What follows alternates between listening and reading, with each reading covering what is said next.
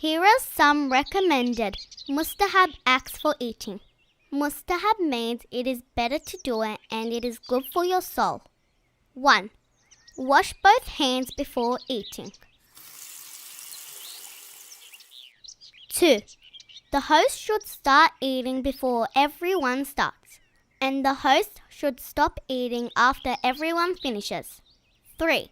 To say Bismillah at the beginning of the meal. 4.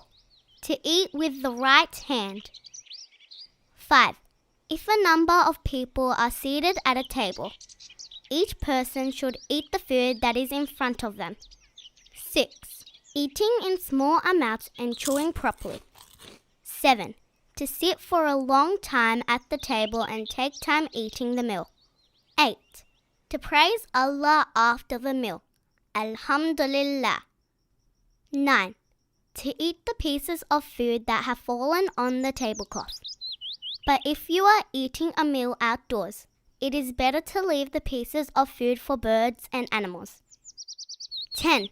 To eat at the start of the day and at the start of the night, and to avoid eating during the day and during the night.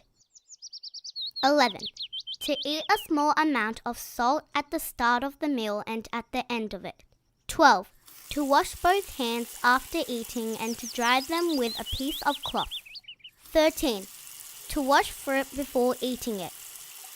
Don't forget to never waste food and wash your dishes.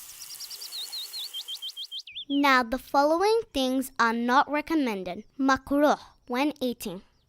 Makruh means it is better not to do it and it is not good for our souls. To eat when one is full or to eat until you are full. To look at the faces of other people while they are eating. To eat very hot food. To blow on your food or drink. To cut bread with a knife. To peel the skin off fruit that is usually eaten with its skin. To throw away fruit before it is completely eaten.